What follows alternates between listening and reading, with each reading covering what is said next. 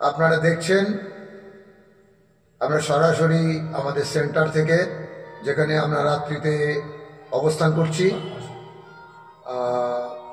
সেখান থেকে আপনাদের সঙ্গে সরাসরি কথা বলছি। আমি প্রথমেই আমির দাকে কিছু বলার জন্য অনুরোধ করছি। আমি তো বলব। নমস্কার। রাজ্যের সমগ্র শিক্ষার সমস্ত কর্মীদের সংগ্রামে অভিনন্দন।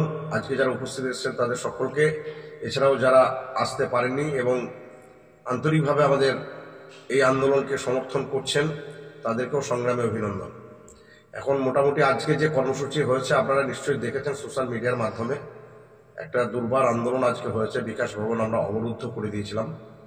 তো আগামী দুদিন এখনও আমাদের হাইকোর্টের পারমিশন আছে, আগামী কাল 25 তারিখ এবং 26 তারিখ।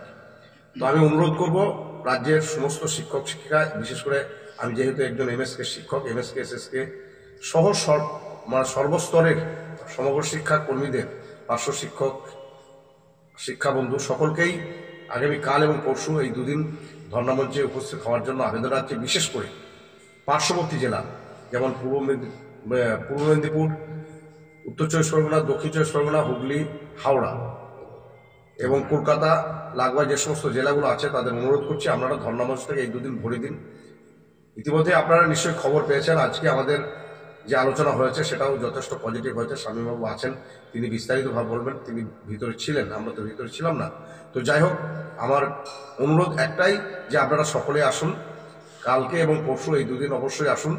আর একটা কথা হচ্ছে যে অনেকেই এসএসকে এমএসকে শিক্ষক শিক্ষিকা যারা টার্মিনাল বেনিফিট এখনো পাননি, অনেকেই চিন্তিত আছেন, সে খবর আমরা নিয়েছি। সেখানে 5 লক্ষ টাকা নিয়ে এখনও অনেকে ধোঁয়াশা আছেন। সেই ধোঁয়াশার কোনো কারণ নেই। 5 লক্ষ টাকা সবাই পাবেন এবং অতি শীঘ্রই 5 লক্ষ টাকা আপনারা পেতে চলেছেন। খুব শীঘ্রই সেটা পেয়ে যাবেন এই কয়েকটি কথা বলে। এবং আরেকবার সকলকে আগামীকাল এবং পরশু ধর্ণামঞ্চে উপস্থিত থাকার আবেদন রেখে শেষ করছি। ধন্যবাদ আমিদা, আপনাকে আপনার সুচিন্তিত মতামত রাখার জন্য এবং সকলকে আহ্বান করার জন্য। আপনারা জানেন আমি একজন পার্শ্ব শিক্ষক। আমার পিছনে রয়েছেন এমএসকে শিক্ষক রয়েছেন, আমার পিছনে রয়েছেন প্যারা টিচার রয়েছেন, এগুলো আছেন। আমরা প্রত্যেকেই আছি, একই সেন্টারে আছি, ওপরে ঘুমাচ্ছেন। যাই হোক, আমি যে কথাটা বলার জন্য এসেছি, আজকে সমগ্র শিক্ষার কর্মচারী এবং শিক্ষকরা যেভাবে স্বতঃস্ফূর্তভাবে এই আন্দোলনকে সফল করেছেন, তাদের প্রত্যেককে আমার সংগ্রামী অভিনন্দন। সেই সাথে যারা এই আন্দোলনে সৌহার্দ্যপূর্ণ পরিবেশ তৈরি করার জন্য এসেছিলেন, একটি সংগঠন পক্ষ থেকে, প্যারা টিচার ওয়েলফেয়ার অর্গানাইজেশনের পক্ষ থেকে এসেছিলেন, তাদেরকেও আমরা সাধুবাদ জানাচ্ছি। এবং সমস্ত জট হয়তো খুলতে পারে আলোচনার টেবিলে। আমরা মনে করি, আমরা বিশ্বাস করি সমস্ত কিছু সমস্যার সমাধান হবে আলোচনার টেবিলে। এখানেও একটা পার্ট। আর একটা পার্ট হচ্ছে আমাদের দাবি আদায় করতে কত দূর। দিল্লি বহুদূর হলেও খুব কাছাকাছি চলে আসছি, অসুবিধা কিচ্ছু নেই।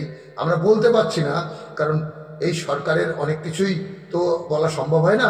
সেই জন্য আমরা একটু রেখে ডেকে কথাগুলো বলছি। আপনারা আশ্বস্ত থাকতে পারেন। তবে ধারাবাহিক আন্দোলনের যে প্রয়োজনীয়তা রয়েছে সে বিষয়ে আমি কোনো রকমভাবে অস্বীকার করতে পারছি না। ধারাবাহিক আন্দোলন করতে হতে পারে। তবে একটা জিনিস মনে রাখবেন, যে যদি আমাদের আগামীকালকের হিয়ারিং যদি আমরা জিতে যাই আদালতে, যদি কোর্ট অফ কন্টেম্পটের মধ্যে না পড়ি, তাহলে আশা করি আমাদের এই প্রোগ্রাম ধর্ণা মঞ্চ আরও লেন্দি হবে।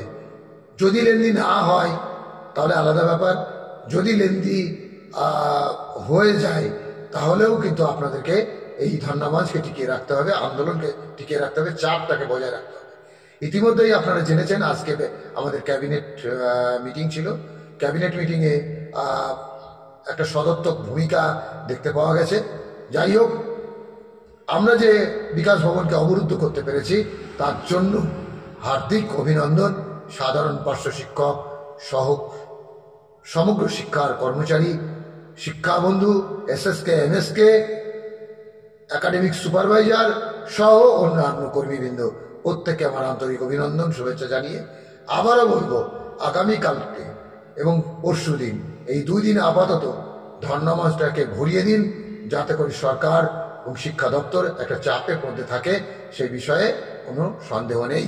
আপনারা এটাকে ভরিয়ে দিন। আমরা আপনাদের কাছে অনুরোধ করব, কারণ 10-এর লাঠি 1-এর বোঝা। আপনাদের কাছে যেটা মনে হবে লাঠি, সকলের কাছে আমাদের এককভাবে সেটা বোঝা মনে হবে। সুতরাং এই ধর্নামাসটাকে এগিয়ে নিয়ে যাওয়ার দায়িত্ব শুধু আমাদের একার নয়, আপনাদেরও দায়িত্ব। এই দায়িত্বটা পালন করবেন, এই আশা আকাঙ্ক্ষা রেখে আমার বক্তব্য শেষ করছি, সেই সাথে এই ভিডিওটাও শেষ করছি। সকলে সংগ্রামী অভিনন্দন নেবেন। আগামী দিনে দেখা হবে। ধন্যবাদ।